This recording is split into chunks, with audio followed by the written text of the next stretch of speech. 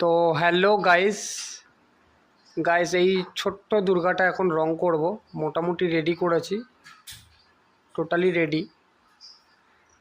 অ্যানিমেলসও ready আছে, but শুকাচ্ছে, একটু কাঁচা আছে কিছু অ্যানিমেলস, দুটো তিনটে অ্যানিমেলস। প্রথমে আমি এই লক্ষ্মীটা রং করব।